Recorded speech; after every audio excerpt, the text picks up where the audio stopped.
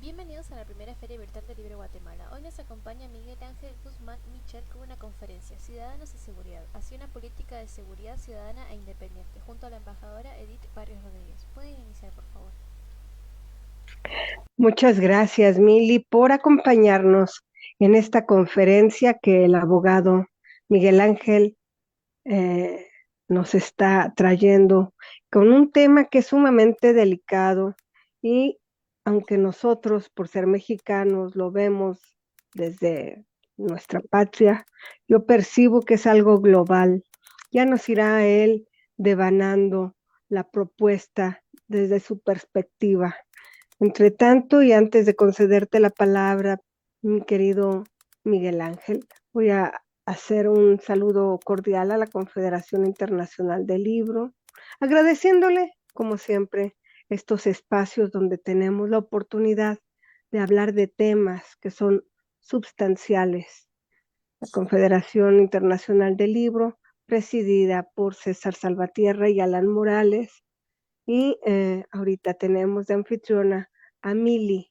Así es de que con esto cierro. Soy Edith Barrios Rodríguez, fundadora y directora general del colectivo Reto Literarios Universals Internacional, concediéndole la voz a nuestro querido Miguel Ángel, que nos trae este tema fundamental. Adelante, por favor. Muy bien, muchas gracias a los presentadores, muchas gracias a las organizaciones que están detrás de este esfuerzo literario, de este esfuerzo de ideas. Hoy el tema, me he metido yo mucho en estos temas de la seguridad en la anterior feria del libro allá de eh, Sudamérica. Dimos una pequeña entradita al tema, les decía que pues, estas cuestiones de la seguridad del modelo, lo que está pasando aquí en México es algo que se va a repetir en todo el continente, es decir, en México estamos experimentando la primera andanada de un fenómeno que se va a repetir en todo el continente. Y bueno, el texto, pues trato de abordar varios aspectos importantes en esto de la seguridad. Eh, Desde el principio, bueno, abordamos las cuestiones teóricas, ¿verdad? De la seguridad pública, lo que es la percepción del delito. Eh, Hablamos un poquito, aunque aquí en México luego nadie quiere hablar, nada más su servidor y unos que otros, sobre la política de seguridad pública del expresidente Andrés Manuel López Obrador. Terminó ya su sexenio y pues hay mucho temor. Yo he visto muchas restricciones para criticarlo, ¿verdad? Porque de alguna manera sí fue un cambio, no sé si para bien o para mal, ya lo veremos ahí en el libro, en muchos aspectos de la vida del país, en aspectos económicos, en los aspectos de seguridad, en muchos otros. Lo que podemos decir es que Andrés Manuel López Obrador, no obstante que como candidato eh, él dijo que el ejército se tenía que limitar, como dice la Constitución mexicana, a los cuarteles.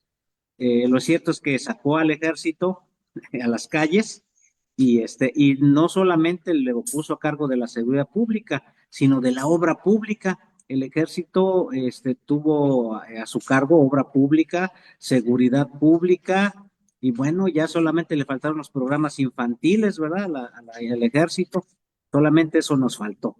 Entonces, pues es una cuestión importante. Ahora, también abordamos la concepción de seguridad pública del ciudadano. ¿Qué entiende el ciudadano común y corriente cuando salimos a la calle por seguridad pública?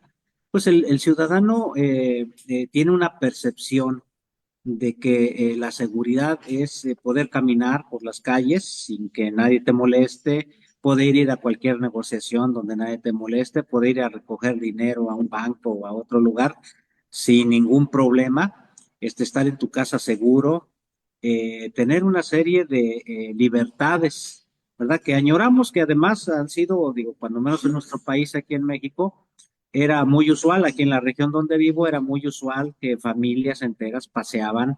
Este es un lugar caluroso, aunque hoy nos falló, hoy no hay calor, hace frío, pero la gente salía en la noche, después de las 12 de la noche, con aquel calor tan intenso que hace, que no deja dormir, a pasear con su familia. Salían, se les encontraba en las banquetas, todo el mundo se saludaba. A partir de que comenzó la inseguridad pública, nadie sale, ¿verdad? Nadie sale a ciertas horas de la noche, pues por temor a, este, a, a las balaceras que a veces se dan, a los atentados, a una serie de problemas que hace que el ciudadano pues no se sienta seguro ni en su casa, ¿verdad? Porque pueden entrar a tu casa, puede pasar alguna cosa de estas. Bueno, aquí el planteamiento del libro es que esto de la inseguridad tiene que ver con un replanteamiento o una refuncionalidad del Estado.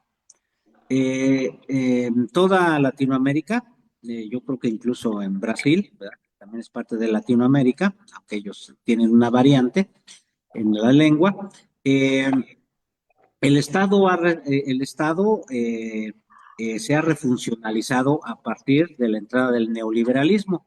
Si ustedes notan en las estadísticas, las cuestiones de la criminalidad, de la inseguridad, empiezan a ser muy notorias a partir de aquellos regímenes políticos que ya son producto de la ola neoliberal.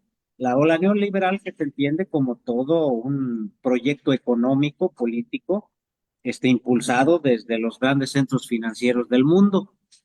La implantación del neoliberalismo requería de una sociedad que estuviera dispuesta a aceptar ciertas cosas, que estuviera dispuesta a no protestar, de una sociedad que tuviera en cierta manera miedo. Es decir, el miedo es una parte importante de este régimen neoliberal.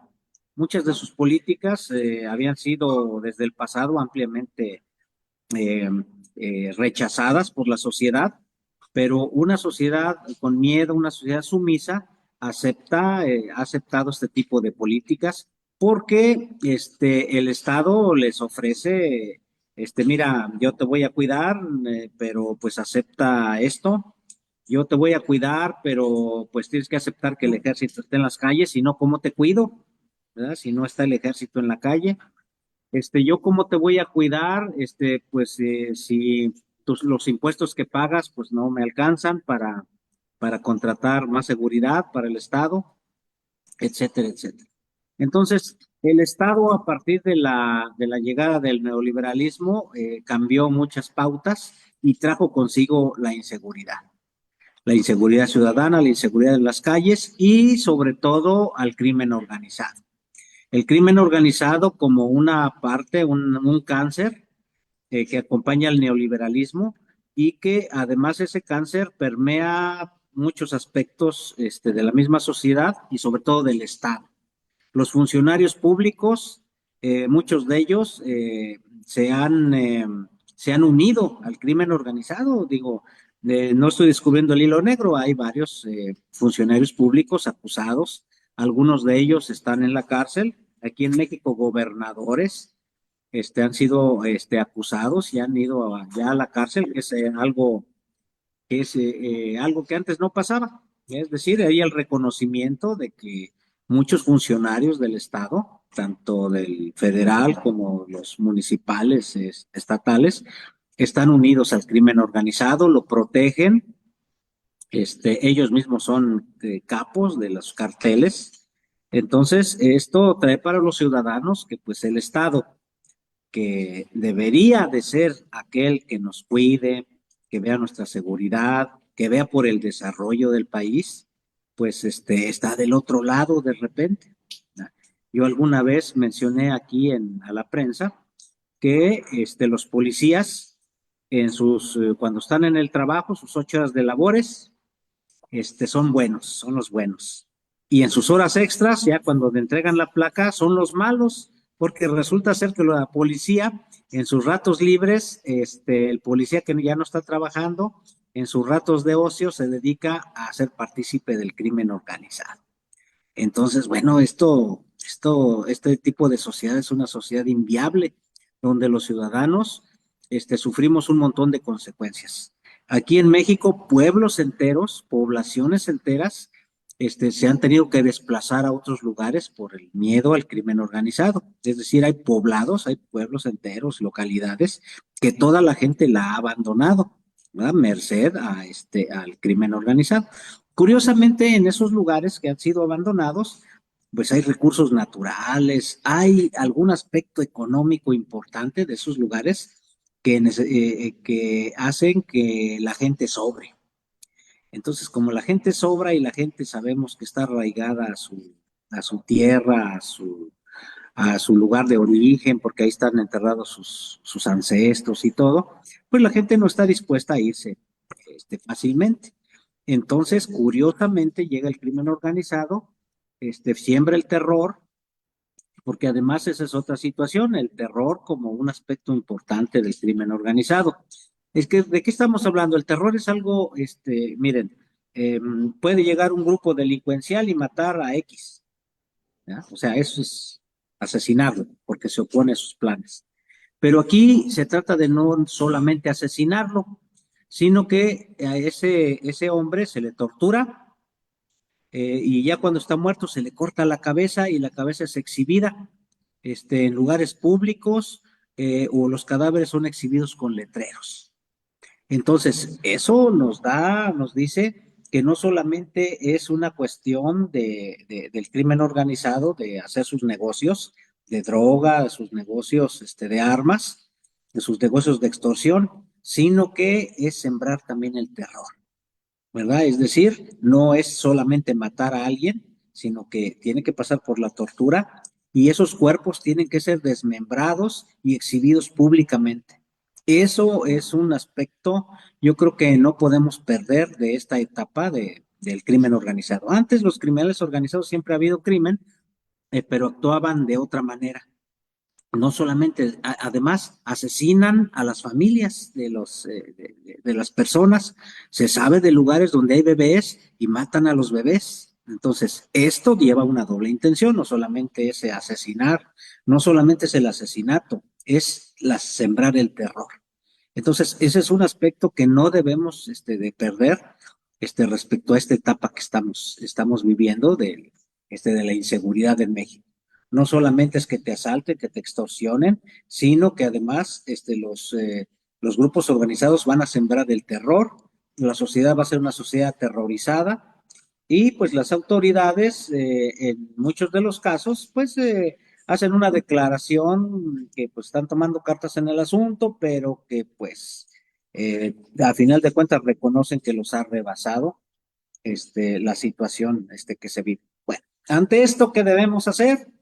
Ponernos a llorar, escondernos abajo de la cama, abajo de los escritorios, ¿verdad? Debemos hacer un hoyo en la tierra y como los avestruces enterrar la cabeza. Yo pienso que no, yo pienso que la sociedad tiene que dar una respuesta y si el Estado no le da la respuesta, pues nosotros tenemos que buscar una respuesta porque no es posible que tengamos que renunciar a lo que queremos, a nuestra tierra, a nuestros familiares, a nuestros apegos, a nuestros amores, porque unos individuos andan ahí en la calle sembrando el crimen y el terror. Entonces, bueno, y aquí es la otra parte medular, o sea, una vez que en el libro que escribí, hablamos y hacemos un análisis de todo esto, de lo que le estoy comentando y de otras cosas más que aquí vamos a obviar. Ya los que quieran obtener el libro, pues ahí verán algunos otros aspectos, hasta estadísticas del crimen y todo eso para los que les guste. Pero el otro aspecto medular es cómo nos organizamos. Es decir, ¿qué tenemos que hacer para dar un frente a este terrible mal, ¿verdad?, que está quejando a la sociedad mexicana? Pues hemos hecho por ahí, expusimos también hace tiempo otro texto que es las guardias comunitarias, tenemos un texto sobre eso, las guardias comunitarias, que es una propuesta de una especie de policías de ciudadanos que no están armados, por cierto, ¿verdad? Nosotros, porque luego dicen, no, pues tú lo que propones es combatir el fuego con fuego, el delito con delito. No, no, no, no, no. Vamos a combatir esas cosas con inteligencia, vamos a combatirlas con sabiduría y con organización, ¿verdad? No necesitamos, porque las armas las mueven, el tamaño del arma es el tamaño del miedo. El que carga un arma es porque en el fondo tiene miedo y necesita de esa arma para sobreponerse a otro, ¿verdad? Para eliminarlo, para quitarlo. Entonces, del tamaño del arma es el tamaño del miedo de quien la porta. Entonces, nosotros tenemos que, como sociedad, organizarnos. Una propuesta, obviamente, son las guardias comunitarias, que sobre todo aquí en México son reconocidas dentro de la Constitución y de las leyes, sobre todo en comunidades de pueblos originarios. Allí existen leyes que hablan de la existencia de estas guardias, de estos grupos comunitarios que pueden, que se encargan de aspectos de la seguridad de su poblado, de su ejido, de su comunidad, de su ranchería, ¿verdad? Como se le quiera llamar. Pero nosotros sentimos que hay otros actores o personas que también sufren violencia y que son vulnerables a toda esta violencia que está existiendo.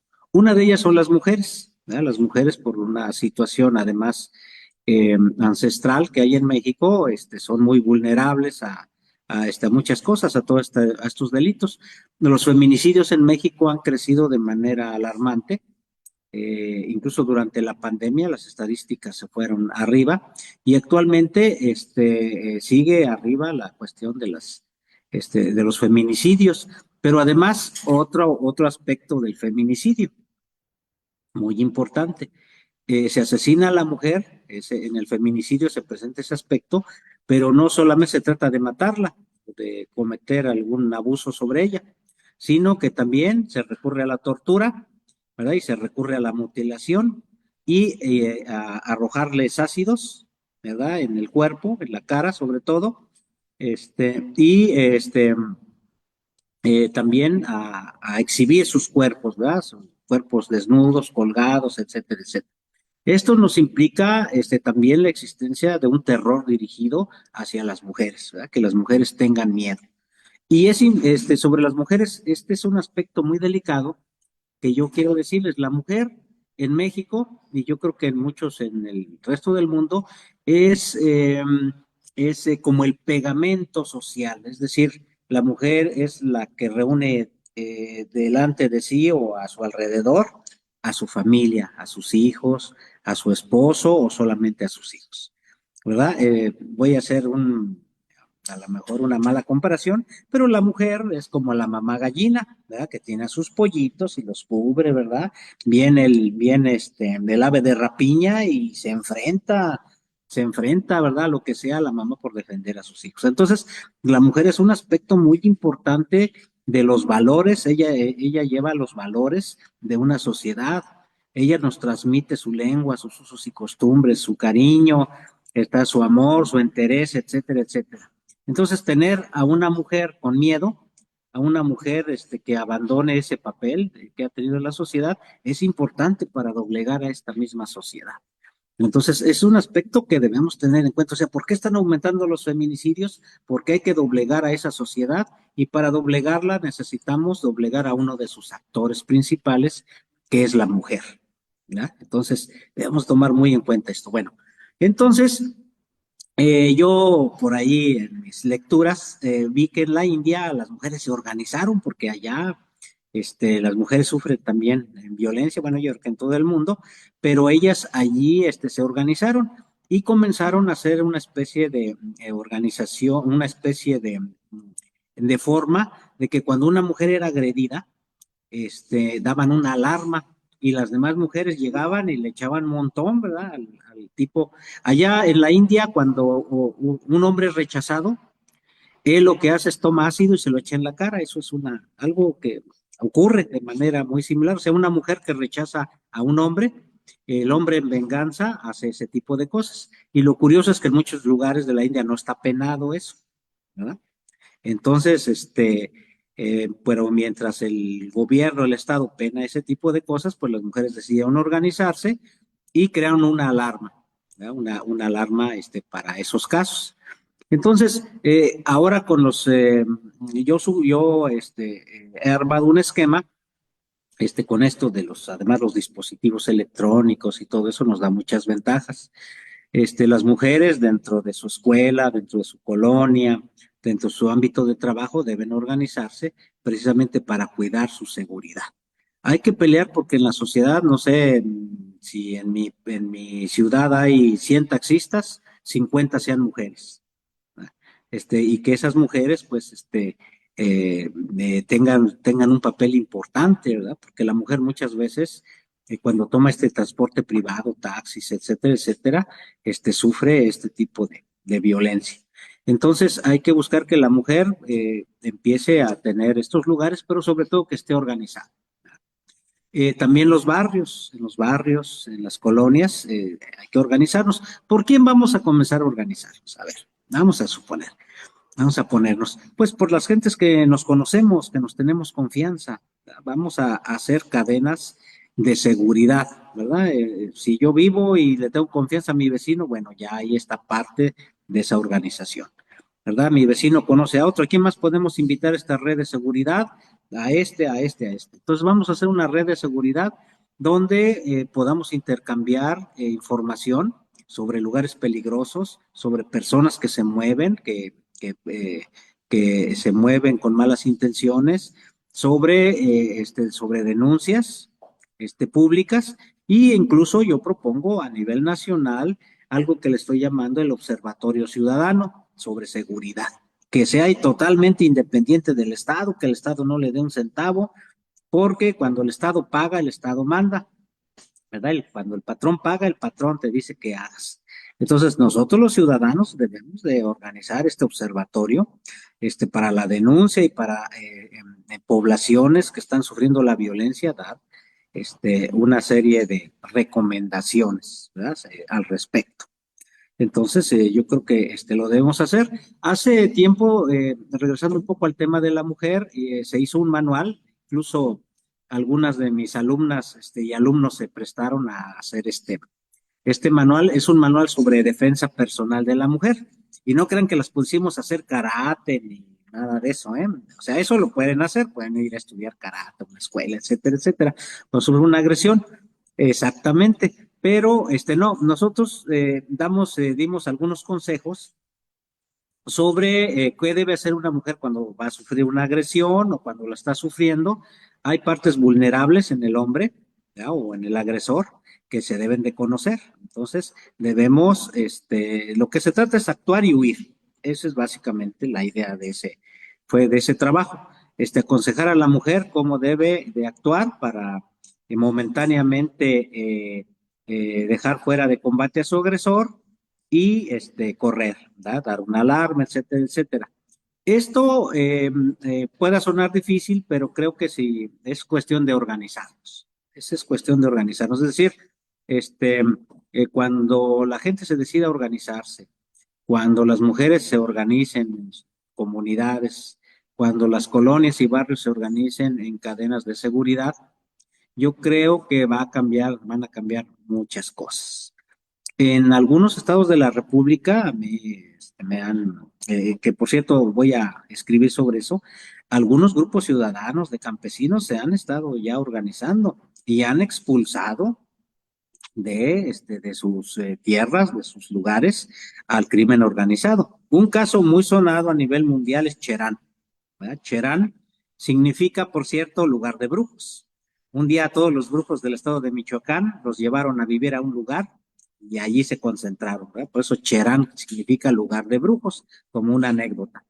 Ahí la gente se organizó, ahí el crimen organizado traía la madera, ¿verdad? Es un lugar muy rico en árboles, para la madera, pinos, todo esto, y además ya controlaban a la presidencia municipal y todo ese tipo de cosas. La gente se organizó, sacó a los taladores de madera y puso una presidencia municipal por usos y costumbres. Es decir, incluso hicieron un juicio ante el INE, ante el Instituto Nacional Electoral, porque no les querían aceptar a ellos sus autoridades que estaban poniendo. Entonces es todo un ejemplo. Y es un ejemplo también en el rescate del entorno ecológico. Recobraron el bosque, ¿verdad? Para explotarlo de acuerdo a una administración que permita la regeneración del bosque, rescataron el agua, han hecho una serie de cosas muy interesantes, pero las han hecho en base a la organización, que les ha costado, sí les ha costado, ya es que nada es gratis, se nos ha olvidado, nos hemos acostumbrado a que todo nos lo dan gratis, ¿verdad? Como decimos en México, peladito y a la boca, pero no, las cosas cuestan. Si queremos seguridad, si queremos que nuestras familias vivan bien, que nuestros hijos crezcan, que si queremos ver una sociedad distinta, pues tenemos que luchar, tenemos que organizarnos y eso tiene sus costos y tenemos que asumir esos costos como parte del beneficio, ¿verdad? Que vamos a obtener más adelante. A mí, realmente del análisis que hago del libro, de algunas cosas que saqué por ahí, una experiencia personal es que alguna vez, por una situación también de mi universidad, estuve en el Centro de Inteligencia del Estado mexicano. Ahí en la Ciudad de México hay un centro de inteligencia y ahí noté una cosa interesante.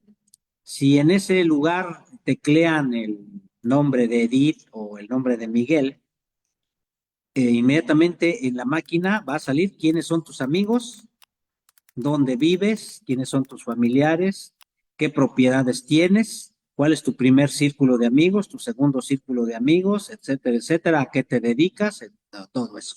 Eso sale.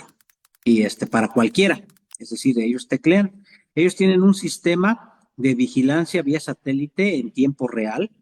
Nos sacaron ahí una parte de lo que aquí se llama el Triángulo Dorado, que es un lugar donde convergen varios estados de la República y se sabe que hay sembradíos de marihuana, por ejemplo.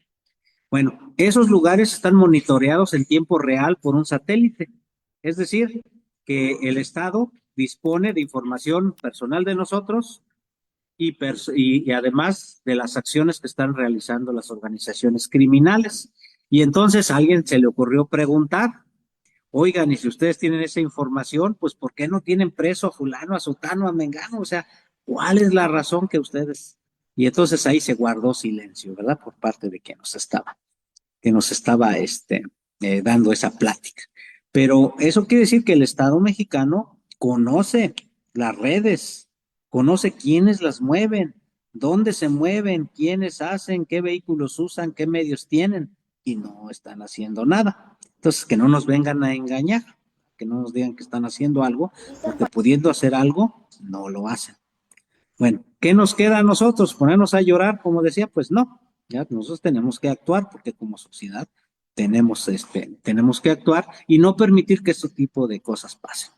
Es decir, no tenemos por qué permitir que se nos cuarte nuestra libertad, que no podamos hablar, que no podamos salir a la calle con nuestra familia, ¿verdad? Que no podamos disfrutar pues del lugar donde estuvieron nuestros abuelos, nuestros padres, ¿verdad? Es decir, esto no, yo creo que tenemos que superar ese miedo, y todos tenemos miedo, ¿verdad? Pero hay que superarlo y organizarnos.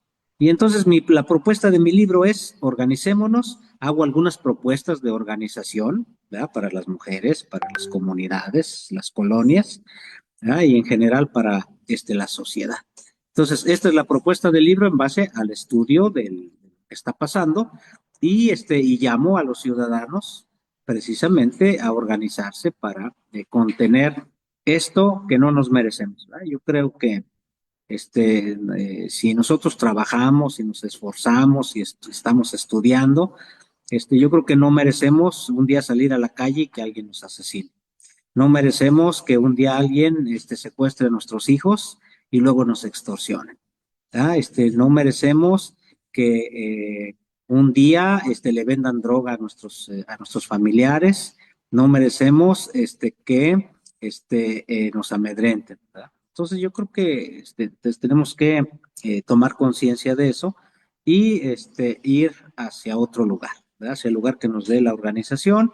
Hay casos, les decía, hay casos ya probados de grupos sociales que se han sobrepuesto a este miedo, a este temor, y y han vencido el crimen organizado. Hay otros que están en ese camino. Y bueno, pues yo creo que a nosotros no nos queda más que seguir ese camino si queremos tener un futuro mejor. Esto es a grosso modo lo que se explica en este libro, en este texto que está en electrónico. Ojalá y podamos crear una versión impresa, incluirle algunas cosas ahí. Es decir, no solamente es hacer un libro, sino creo que este libro sirva, que tenga, que quien lo lea diga, me sirvió para algo, ¿verdad? Y puede ser un libro como este, un libro de poesía, porque la poesía también es un alimento muy importante.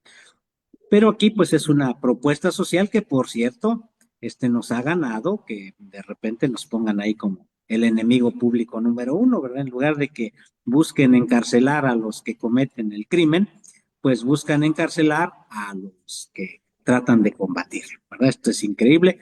Pues sería nuestra propuesta, Edith, esa es la propuesta del texto. Ojalá y si hay interés, y ya he hecho yo también la propuesta de que hagamos una especie de tienda ahí de libros, ¿verdad? Y que el que quiera, Ya pues, está caminando el proceso, ¿eh? Luego te hago qué llegar bueno, el enlace. Sí.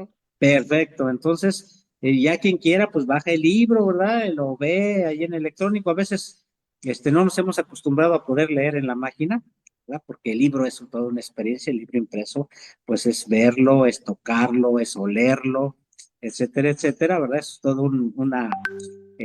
una experiencia de los sentidos, ¿verdad? El leer un libro impreso, pero hacia allá vamos, hacia allá vamos. Entonces, pues esta sería mi propuesta, yo la pongo, este libro lo pongo pues para que quien guste leerlo, quien guste hacer propuestas, y creo que debemos de hacer todos un esfuerzo por vivir mejor, por tener una sociedad de otro tipo. Eso nos merecemos. Muchas gracias. Gracias, Miguel Ángel Guzmán Michel, abogado, catedrático, escritor, persona inquieta que siempre nos trae, y eso es algo que a mí me encanta, siempre traes temas que se salen de lo común y que llevan a una reflexión. Entonces, antemano, te agradezco muchísimo que tus perspectivas no sean del común, que sean siempre fuera de lo ordinario. Te mando un enorme abrazo empezando este año. Muchísimas gracias por confiar con nosotros todavía, dando acá la oportunidad de acercar temas nuevos que son importantes para todas las latitudes de aquellos que nos estén mirando hoy en esta primera Feria Internacional Virtual del Libro Guatemala 2025 de la Confederación Internacional del Libro. Cuídate mucho. Y a Mili, que nos ha acompañado como anfitriona, muchísimas gracias también. Gracias, gracias. Hasta pronto, muy buena tarde. Saludos, César Salvatierra y Alan Morales. Mili, ya podemos cortar, se acabó.